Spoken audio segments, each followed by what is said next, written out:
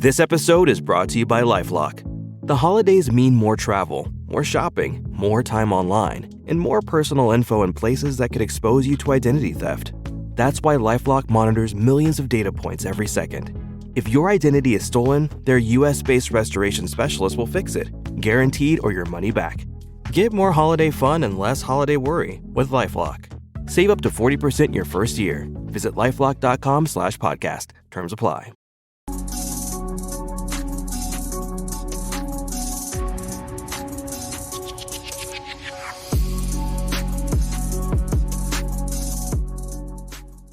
There's only one game left in the season after the Bears fall to the Seattle Seahawks 6-3 in the latest baseball game ever played in United States history. Tiff Q, let's review this last game before the final game of the 2024 Chicago Bears season. We always do. Let's go ahead and start with our goods. The good was the defense holding an opponent to no touchdown and under 10 points. I believe that's the low for the season. Yeah, that's the low for the season. So it was good. And I saw the defense look a little bit more energized. They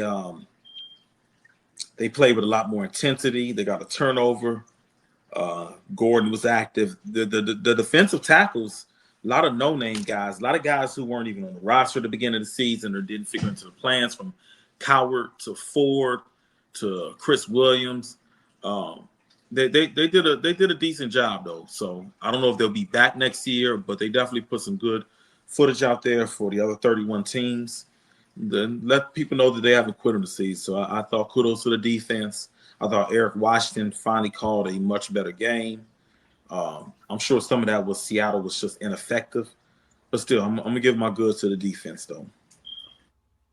I mean, you have to, right? After we both lambasted the defense last week in our bad and ugly segments. So then coming right back and only allowing 6 points to whatever you want to say about Seattle. They are a professional football team. The Bears only allow 6 points to them. Tiff, what about you? What's your good?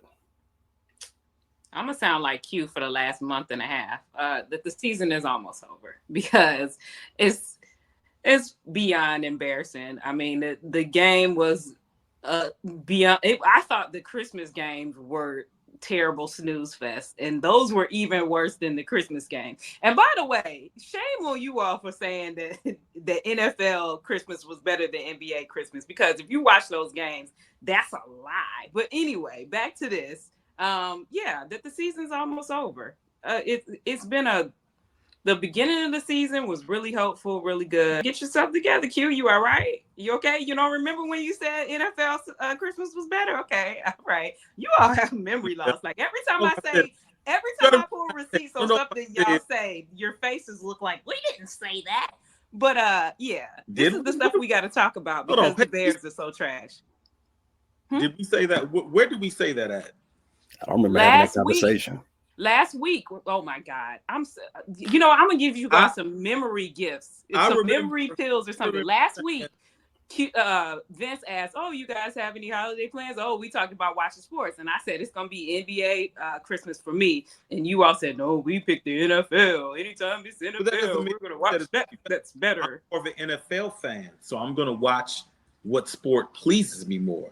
Cool. That doesn't mean that I think NFL Christmas is better than NBA Christmas. NBA Christmas was better. It was more competitive. The NFL games were competitive, but I'm still going to watch NFL. I like the NFL more than the NBA. So the NBA could have a great product, but I'm going to pick NFL if they're going to pick a terrible product when the games were horrible. Never terrible. Both of those games were horrid. Games were terrible, but the NFL in of itself isn't terrible. We had no way of knowing those games were going to be terrible before. Right. So I picked the right. But as you were watching them, they were terrible, correct? But you just kept watching it instead of turning to much better. How did you know what I did? I asked a question. I said you continued watching it instead of turning. I'm asking a question. Question mark? Actually, I started watching the Knicks Spurs games. That was much more entertaining. But my initial, if both products are going to be the same in terms of entertainment value. The NFL is personally more entertaining for me. If they're even close, if the NBA games are a little better than the NFL, I'm going to watch the NFL. I enjoy the NFL better than the NBA. So all things being equal, if you ask me beforehand which games I'm going to watch, it's going to be the NFL. Now, if they try to be a dud like they were, I was watching. And the past Christmas games have been done too. Yeah, maybe. Okay. But anyway, back to this. That the wait a season is almost over. This is the things we have to talk about because and you want to pick fights give us with nothing to talk. No, I don't want to.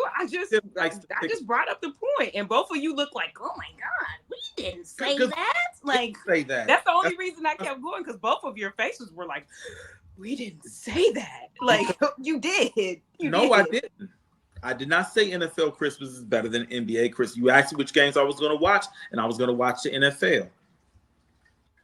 Baseball could be in the middle of the World Series, and it could be a great World Series. It could be the best World Series to ever World Series of all World Series. I'm going to watch regular season football because that's what I like. Right. That's cool. But I mean, once you turn the game on and it's 32-2, you know what I'm saying? At some point, if you that dedicated and it's not your team and you want to keep watching that boring shit, that's you took the choice away from me. My viewership. I didn't. No, Tiffany. you do with your viewership as you please. You told me that I watched the NFL when I did. I intended. I'm happy for you. I'm glad you enjoyed watching the NFL. I decided I am at liberty. It is okay for me to change my mind, Tiffany. I'm glad you enjoyed Beyonce Bowl. I'm glad because that was the most exciting thing about those football games. Shout out to Beyonce taking over. Shout out to Beyonce. Shout out to her, the queen. She's not the queen of R&B anymore. SZA done took that. SZA's the GOAT. I'm so SZA is. Hey, Beehive. You know. Hey, put your social media up there so Beehive can destroy you because that sounds goofy. If she ever come back to R&B, she number 3. She got to take the back seat to SZA in summer. I'm sorry.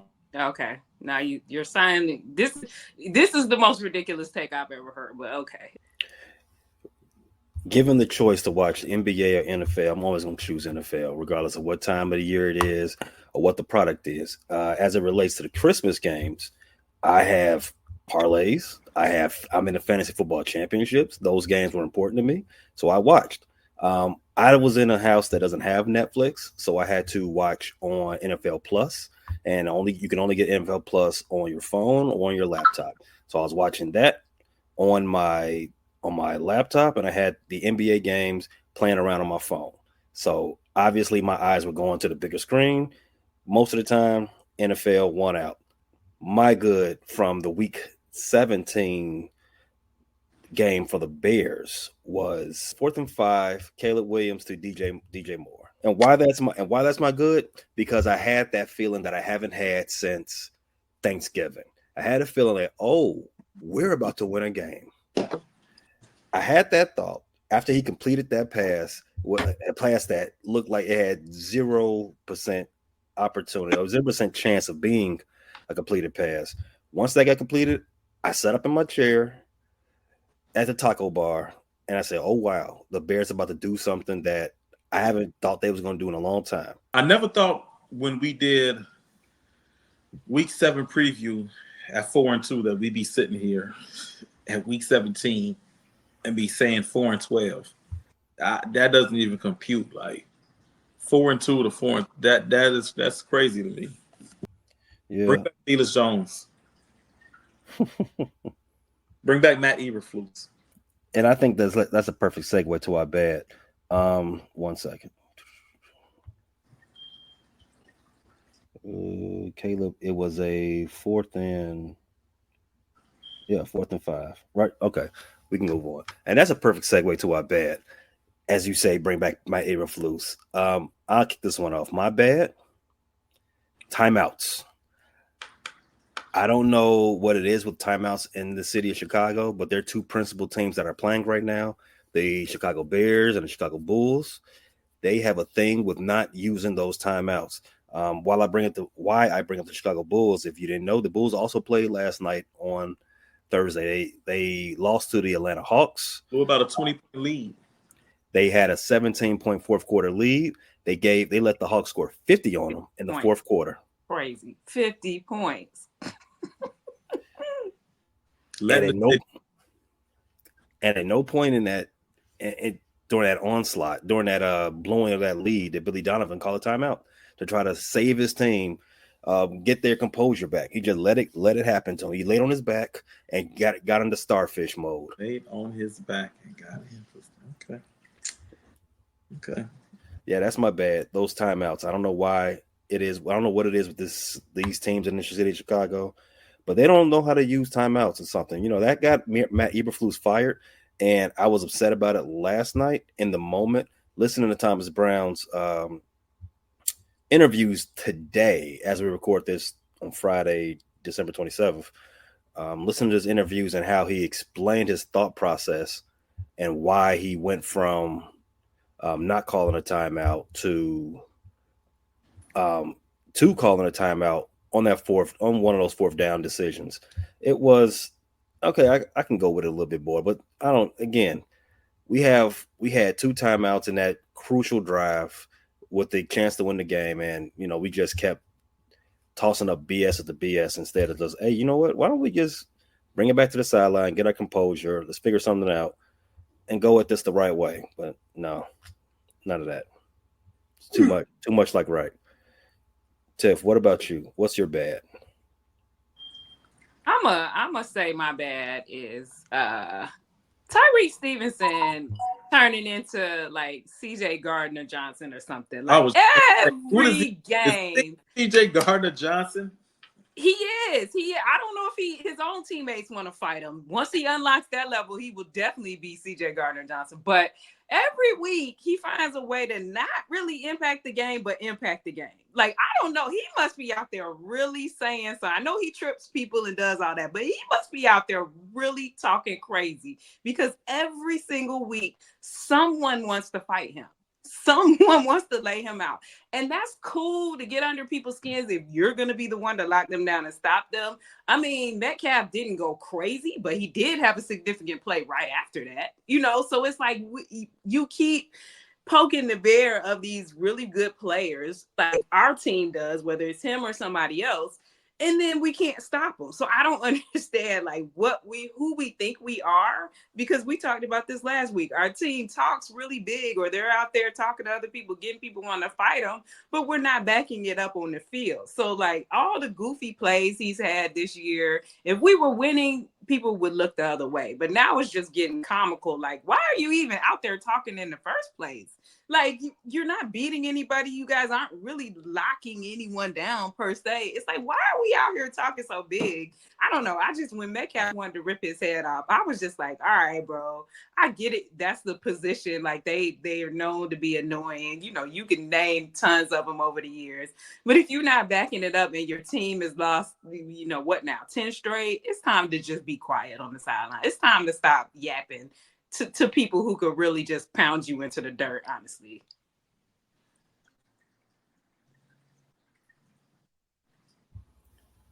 I'm going to go with an offensive lineman in particular, Curran. Who is Curran, for those that don't know? Filling in for Tevin Jenkins at left guard. Guy, hopefully we won't have to see again a Bears uniform, but 2 terribly costly penalties from Jake Curran. One was the holding on the Caleb Williams touchdown. I believe it was Rome. Was that to Rome? Yes. I mean, he touchdown off the board. He got beat right away and then kind of hooked the interior lineman. And the thing was, Caleb was already on the move. I know maybe I'll give Curran the benefit of the doubt. He might not be able to see that because I was behind him. But Caleb was already on the move. You all have been getting beat all year. Why hold? Especially in that area, the red zone. We were in the red zone and near the red zone. Wiped the touchdown off the board, the only touchdown of the night. Well, if you include Kyler Gordon's touchdown, which was also wiped off the board. And then on 4th and inches, or 4th and 1, with about 2 minutes and 40 seconds left, he jumps off sides, false starts, caused us to punt. just the No, wasn't undisciplined. that the play where we were going to punt and we came back after the timeout and went for it? Wasn't that the same play? Right, you're right. I'm sorry, you're But right. I mean, still, it was a costly penalty. Yeah, But we did. still a silly penalty. I mean, in a game of inches, in a game, you don't lose those 5 yards. Maybe, Thomas Brown feels more comfortable bringing in Cairo Santos for a 52-yard field goal instead of 57-yard field goal. We go to overtime, we win the game. Just mental lapse after mental lapse in the clutch. And it's just draining to continue to see the Bears continue to shoot themselves in the foot and to be their own worst enemy. Like, you already lining up against an opponent eager to beat you. Why must we consistently beat ourselves? Like, I don't know what we were doing in training camp, but there's no discipline. The silliest penalties, unnecessary penalties, pre-snap penalties, that's nothing but focus. When you false start, jump out, that's nothing but focus right there, especially on the offensive side of the ball. You know the counts. You know the play. There's no reason for you to false start. I can see a defensive player, a edge rusher trying to jump, trying to cheat, but you know the plays. That's just a lack of focus. So that's my bad. Yeah, I think for me, I mean, of course, the holding penalty because it takes the touchdown down. Of course, that makes you real mad. But for me, it's more the pre-snap penalties, right? Because if we being honest, they hold every play. Just like in the NBA, they walk in almost every play. Sometimes it gets called, sometimes it doesn't. So that one, I give them a little, because I didn't even feel like the hold was that egregious. It was. I really, really didn't. Especially when they hold almost every single play. It's like sometimes they call it. And he let him go. And he let him go. And he let him go before they even really end back to the play. Like, you get it by the letter of the law. Already on the move. He wasn't going to get Caleb because Caleb already had abandoned the pocket. So the guy was taking a side angle on the rush, and Caleb was already fleeing towards the weak side. So, yeah. Yeah, that's one of those where it's like, all right, you mad at him because it took a TD off the board. But at the end of the day, man, that one is not, I give that a little bit more leeway because, like I said, they hold it. Everybody is holding dang near every play. Sometimes it gets called, sometimes it doesn't. Even the corner, they real handsy out there this year. And sometimes pass interference gets called, sometimes it doesn't. Sometimes, hitting the quarterback too. It's everything. When it gets called and it takes a touchdown off, of course you're pissed off at new guy replacing Tevin. The O-line has been besmirched every way since Sunday, the whole season. You know what I'm saying? So of course you are pissed off about that. But for me, it's like like you said, the pre-snap ones are really the ones. It's like absolutely no reason you should be getting these penalties, especially you're the same person who got a penalty earlier in the game that was crucial. And now you're the one again, like, we won't be seeing him again, but it was just, the team just keeps shooting. Every way you can shoot yourself in the foot, we did. At this point, bro, just get the draft pick and keep it moving. Like, ain't nobody praying for pride or none of that at this point. Like, wrap it up, B. I think we are going to come in pretty close on the uglies for this game, but I'll let Tiff start it off. Tiff, what's the ugliest thing from this now 10th straight loss? I mean, it's just so much ugly on the team. I do think the defense played a lot better. I do think they were out there kind of looking like they cared. But it's just everything just seems so off, especially the offense. It's like we had no momentum offensively yesterday. No. We had no rhythm whatsoever. Like, we had a few big splash plays here and there, the 2 4th down conversions, the touchdown that was called back. We had a few hints of here and there, but it's just our offense has to get in some kind of rhythm. At the end of the game, I was like, did Cole Kmet play? I legitimately don't know if he played or not, because I don't remember seeing him impact the play or hearing. I certainly didn't hear his name one time. So it's just like, our offense is so out of whack. And again, we talked about last week, the body language for Caleb, the body language for the receivers. Like, everybody looks so defeated, defeated after every single play. It's like, get me off the field. I'm laying on the, I'm hitting my helmet. They all look, I don't know. It's got to be a transformational offseason because the culture is horrid. Attitudes are horrid. Like, team camaraderie is horrid. I don't know. It's got to be a transformation because everything about that game was ugly. We could not move the ball. We could not score more than one field goal.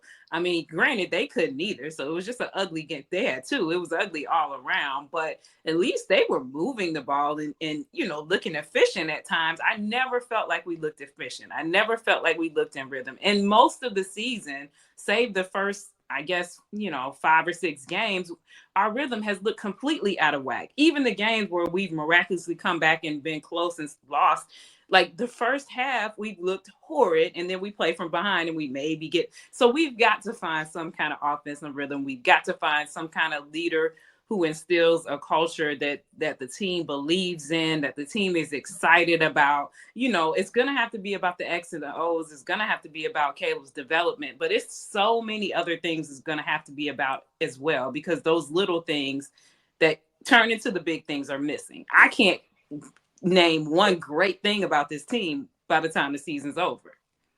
If we had to name one great thing about the team, what would it be? I would have to think for a long time. I really would. And I'm tired of saying, oh, next season might be the season. Like, next season's going to be it. Like, we sound like Cowboys fans at this point. Like, I don't want to sound like that. I don't want to sound that delusional. Well, they got some Super Bowls in the 90s, so I haven't seen a Super Bowl. But maybe the guy to transform and bring that culture, maybe Pete Carroll. I mean, I don't know if I wanted the 75-year-old. No offense to 73. Pete, 73. That's what's up. That's 70. what's up. But I know he's still out there running on, or he was still out there running on the field with his team. But 73. Yeah, it's gonna be enough for me. Listen, if 80-year-olds can run this country, I don't see why a 73-year-old can't run a football team. That's all. I didn't want that. So, I both of those are no's for me. But unfortunately, we got people, yeah. Let old Pete come in there and do some coaching. No, let's get somebody a little more innovative. Let's get a little bit younger blood. If anybody's going to turn the culture and hold people accountable, and it's going to be Pete or Vrabel. I'm not mad at Vrabel. The only thing about that is he got to have a fire offensive, because he's a defensive coach. So you got to bring an innovative offensive mind. Yeah. He's got to bring in, because we're tired. The defense ain't been perfect, but they've certainly been the better of the two sides. But we need everything, okay? We need special teams. We need O-line coach. We need some creme de la creme at all the positions at this point. Facts. Will not disagree with that. What's the ugliest thing from your vantage point, Q? It was an entirely ugly game. It's hard to pinpoint an ugly. I hate to sound like a broken record. The 10-game losing streak. I watched the game on Prime, having to listen to those guys talk about our team. The fog, everything was ugly. Soldier Field is ugly. But it's a lot of the constant booing. The constant booing was like, not saying I blame them, but that was ugly. Seattle's uniforms is ugly. Everything was ugly. So, can I pinpoint an ugly? No. Caleb getting sacked a bunch of times, his decision making, and the offensive line, the ability to protect him. I don't know why Tiff is looking at me with the big bug eyes though. Like I've made Caleb above criticism, but the sacks he was taking. I mean, I understand there wasn't a lot of time to throw. Sometimes you have to throw the ball away instead of losing 8 yards. That's what you got to do. Throw it at somebody's feet if you got to. Get out the pocket and throw it out of bounds. You're athletic enough. Just get rid of the ball. My ugly from the game was going to be me losing the interest in even watching this game from a fan perspective in Week 18. Yes, when we play the Packers, it is a big game for me. But now, as Tiff has said, that there's a possibility that Packers might not even play that game because they don't have anything to play for. And based on what Caleb's final stat line was in week 17. Now I don't have a rooting interest for myself other than just beat the Packers, which I don't want a pity win, right? I went into this game looking for Caleb to average 300 yards in the last 2 weeks for the purpose of seeing history. I wanted to see the greatest statistical season of a Bears quarterback ever. For those that don't know, if Caleb would have averaged 300 yards in the last 2 weeks of the season, he would have had the record for the most passing yards ever in a Bears quarterback. He had the no interception streak. Obviously, he has all of these 100-yard passer rating games, which is the most in a Bears season. All the rookie records that he's broken, right? So now that has been robbed of me. Now I'm just watching this game, hoping that Caleb doesn't end the season on triage. The only record that he is now on pace to break is the record that I never want to see again associated with the Bears. He is on pace to be sacked the most times in a season ever. The current record holder is David Carr. You remember him, another number 1 overall draft pick of the Houston Texans. A lot of people blame his rookie season, in which he took 70 sacks, as the reason why his career got derailed and he was injured on his way out the league. Please don't let that be the same story for Caleb. I like that he keeps getting up after each time he gets thrown to the ground, like that old D Wade commercial, who was another Chicago legend. But we got to do better. We got to do better, and I hope I'm not watching week 18, seeing him hit the ground another 6-7 times to break that record. Well, like I said before the show started, I would prefer we hang it up for Caleb. I would prefer we hang it up for him, because what? What are we, just so he can, I'm almost glad he's not going to get whatever the record is, because these are empty records. Like, okay, it's great for his whatever, but who cares if you break him this rookie record and this rookie record when the season was a loss? Like, let's let him break it when we're actually out here making moves and the team is doing something. So shut him down. Let's not get him hit 2, 3, 4, 5 more times, whether the Packers start their starters or not. These are still NFL players, and if these are people who are second string, they're out there playing for their lives. They're out there putting tape on there. So why are we going to let them get free hits on Caleb when there's absolutely zero benefit? I don't want to hear the experience. He's had all these weeks of experience. One more game of experience is not going to change his life one way or the other. But you know what could happen? He could get hurt. He could get sacked 5 more times for absolutely zero reason. So for that point, it's time to look towards the future. I'm of the I don't want an empty, we beat the Packers, but they didn't play their starters, or we beat, like, that's a stupid moral victory, and we'd have made our draft position worse for absolutely zero reason, and we put Caleb in harm's way and other starters in harm's way for zero reason. So shut it down. It's been a up and down season. He's going to have, time to work in the offseason, but putting him out there just for the sake of putting him out there to break, David Carr's record or come close to it, what's the point of that? Like, there's been enough damage done to him. He looks like, frustrated, beat down. This is his first year. They talk about rookies hitting that rookie wall, because during college, they would have been done playing by now, most likely. So he's already experiencing that. Let's just save him and save the rest of the team, because there is no upside to him playing next week. Zero.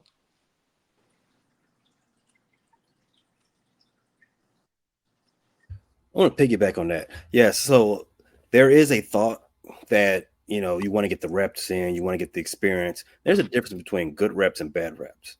I don't think, to your point, I don't think going out there to play against second stringers while you have second stringers blocking for you, I don't think you can get I don't think those reps are necessarily beneficial for your development, right? I think you can get those same type of reps in practice, where it's controlled. It's a controlled environment, and we don't have to worry about any unnecessary injuries to anybody on the team, right? So I never thought I would say this, but yeah, This team is stir fried shit. Shout out to my boy Pookie. Protect Caleb. Go ahead and sit him down. He doesn't need to play anymore. He's done. He's already accomplished to be the greatest Bears rookie quarterback ever. So we don't need another game for that. I'm with it, Tiff. Go ahead and sit him. I want him sat too. I don't want to risk any more trauma to him. I don't want to risk another sack. Season's done. He's got 400 plus pass attempts, I'm sure. Leave him, spare him. He's got enough film for the next prospective coach to work on and fix and tweak things in his mechanics and scheme. So, yeah, sit him. Done with the season, over it. Hate to give the Packers a win, but you know what? Whatever. We gave enough of them away, too. I mean, yeah, what's more? One more at the end of the season where they probably going to sit everybody, too. And maybe our second string will actually get in there and play for their hearts, and maybe we'll actually come away with a win. Who knows? But just having some fake bragging rights, like a win could move us from the 9th pick to 11th or 12th. I'd rather get a top 10 pick. Hopefully our general manager doesn't trade back. Hopefully our general manager isn't Ryan Poles. I'm sorry. I'm sorry. 3 wins, 7 wins, 4 wins. Because that's the ugly. Because I promise you, I said at the during the offseason, I think we all did it. We better not have less wins than we had last season. And we had significantly less wins. Significantly. No growth. So heads need to roll for that. Heads gotta roll for that. There's no way that you have a much better team than you had last year. I don't want to hear nothing to the contrary. And don't give me that old line because they was not great last year neither. Well, I don't want to hear that. We've got those guys. This is 3 years in. These are your players. And we got 3 wins less than last year. Heads gotta roll, bro. It's an unfair world. Hey, it's not all on you, but we have 14 wins. 14 wins in Ryan Poles' tenure. The Lions and Vikings may finish with 14 or more wins this year. Sick. Disgusting. Not good. And the same way we said Eberflus got to go, although Eberflus was making my own decision, he was not his own friend. Let's be clear. But man, everybody, heavy is the head that wears the crown, bro. When it don't work out, somebody got to get it. And we heard can't sell the team. That would be nice, but that's probably not going to happen. At least not by next season. Fields wasn't good enough with his body of work. Eberflus wasn't good enough. Then Poles isn't good enough. I'm sorry. We're fair. Those be the facts. I hope we get another black GM. I really do. But those be the facts, bro. Thanks for checking out this latest edition from the Frustrated Chicago Sports Fan channel. Whether you're listening to this on Apple Podcasts or Spotify or watching on Twitch or YouTube, do the same. Like, subscribe, share with a friend, hit the notification bell so you never miss a drop. And to all my homies in Chicago, we say 3 things. Bear down, go Cubs go, and sell the team, Jerry.